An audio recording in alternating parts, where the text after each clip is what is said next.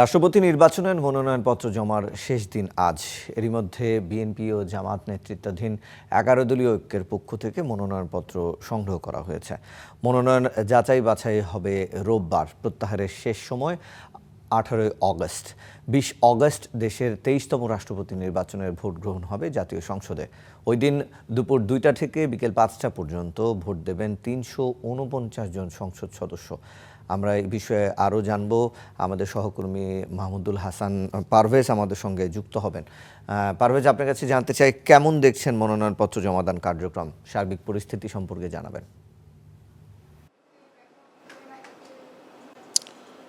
রাষ্ট্রপতি নির্বাচনের যে মনোনয়নপত্র জমা দেওয়ার শেষ দিন আজকে, এবং 10টা থেকে বিকেল 4টা পর্যন্ত সম্ভাব্য যারা প্রার্থী আছেন তারা মনোনয়নপত্র জমা দিতে পারবেন।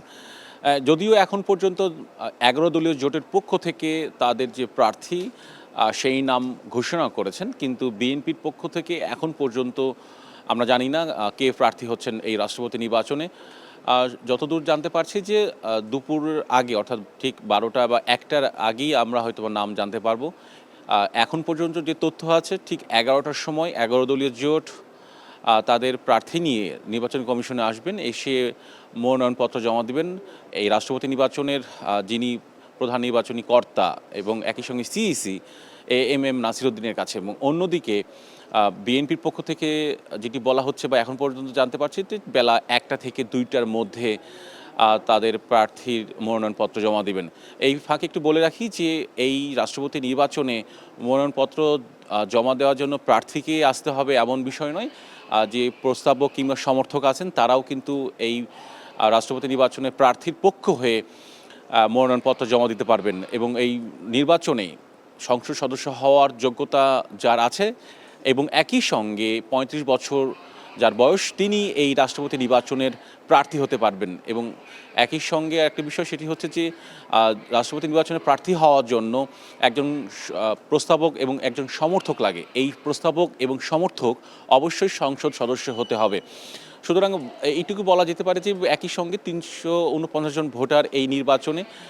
সার্বিকভাবে যদি বলা যাচ্ছে যে ঠিক 11টার পরপরই জামাত বা 11 দলীয় জোটের পক্ষ থেকে তাদের মনোনীত প্রার্থীর পক্ষে মনোনয়নপত্র জমা দেবেন এবং দুপুর নাগাদ আসলে বিএনপি জমা দেবে।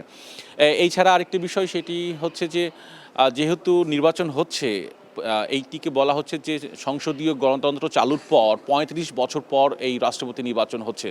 সুতরাং মনোনয়নপত্র প্রত্যাহার বা প্রার্থিতা প্রত্যাহারের যে শেষ সময় ছিল 18 তারিখ বা 18 আগস্ট, সেইটি হচ্ছে না। অর্থাৎ ৩৫ বছর পর আবারও নির্বাচন হচ্ছে, রাষ্ট্রপতি নির্বাচন। সব মিলে যেটি বলা যাচ্ছে যে ঠিক 11 পরপরই আসলে আমরা জানতে পারবো যে বিএনপির প্রার্থী কারা হচ্ছেন এবং একই সঙ্গে জামাত বা 11 দলীয় জোটের পক্ষ থেকে মনোনয়নপত্র জমা দিবে।